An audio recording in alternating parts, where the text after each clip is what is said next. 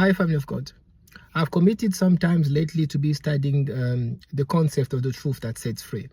And I came across this beautiful scripture in Ecclesiastes 7, where Solomon is throwing a curveball at many of us, where he says it is better to spend time in the house of funeral than to spend time in the house of a party. And then he says that the heart of the wise is in the house of the funeral, and the heart of the foolish is in the house of a party. And I realized that when you are young, you tend to make a lot of mistakes. You tend to look at the life in a very skewed way. And the older you become, the more mature you become. Therefore, I realized that when I was younger, it was always about what's the next party? Where's the next party on Friday? Where are we going this day? Where the party is? Because there is some false sense of enjoyment that life offers in party that makes you not realize what really matters. And then when you look at your parents, they tend to attend to a lot of funerals, maybe because they're growing old and everybody around them are dying, or sometimes they realize that there's a lot of more places where conscience come back. And that's why Solomon says that you become wise when you expose yourself to reality. And the truth is hidden in funeral, not in party. Because a lot of planning is done in party to make them look good, make them look enjoyable. The decor is nice, the music is nice, the makeup is done. But real life is not that. Real life is coming to the realization that if you walk around a coffin long enough, that the picture of the coffin may change to just you. If you come to see somebody that has a lot of money, that there is an end and that the day. So the funeral is a bus stop. It's the destination of everybody. Therefore, it's good to visit it so that you don't take anything else for granted. One of the foolishness of party is the day you're planning a wedding, as a good example. Now, when people plan a wedding, a lot of planning takes the attention of the dress, of how they're going to look like. As a result, even the day of your white wedding, where you are committing things in front of your parent and in front of God, you are saying things that you don't quite understand. You're saying to your husband that you're going to submit to him, that you're going to honor him until death apart, and then you say all those time in better and the worst, and that's recorded on a video. But all you were doing, you had to lie or to use a makeup of what kind of wife you will be until you live in a covenant. Because many people will agree that the day of the wedding looks like the party, and how they leave the funeral looks like, how they leave the covenant looks like a funeral. Because you now realize that what I have at home, whoever I have at home, is exactly the truth. It's not the men that I perceive on the streets. It's not the woman that I saw with makeup.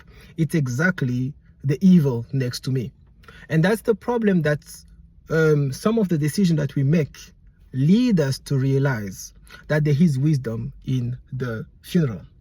And then we start having issues like that, where people start divorcing, people start accusing one another from adultery, committing adultery, sins that lead to death. Now, you don't just commit adultery without being unfaithful. Unfaithfulness always precedes adultery. In the Bible, faithfulness is linked to the ability of one to keep his promise. That's why we say that God is faithful.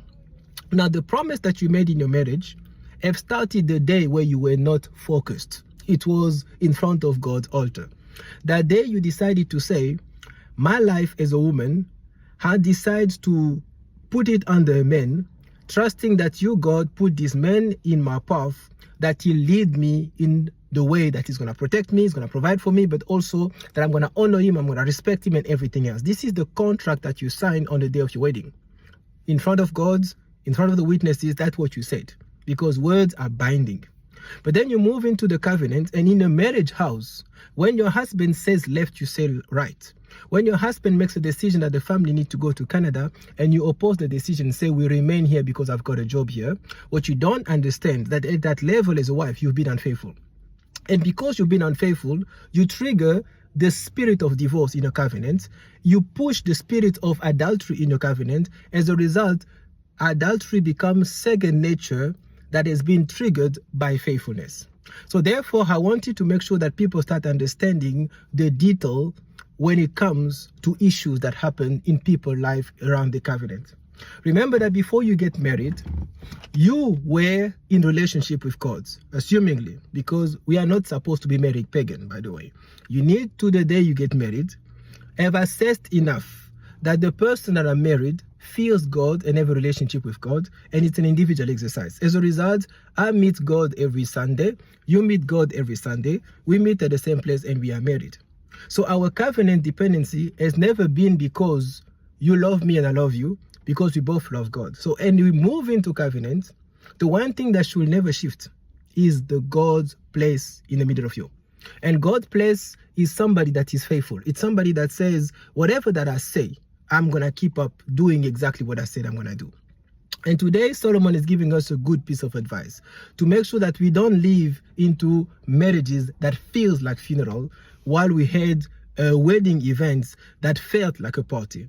Because the time that we spend in funeral is the only honest time where we can look at each other in the mirror and say that this is the end of my life and that is going to come one day. And if God is to give me accounts of my life and the decision that I made, I'm not going to be bold to stand up in this place. And I hope that as you hear me, as a wife, as a husband, you can look through the lens of your marriage in a very objective manner and tell yourself, am I the wife that I committed to be to my husband right now in my covenant? Am I the type of husband that I said I will be for my wife and for my family at this phase of the covenant? And this question is always answered in conjunction with the presence of God. Can you vouch as a husband that you still feel that God and you are in good books? Can God search your heart and say that you are righteous? Can God search your decision making and say that it is decisions that are good for the well-being of your family, of your children? Are you not feeling as a wife that you are becoming a hindering block for the ability of your husband to lead the family to Christ?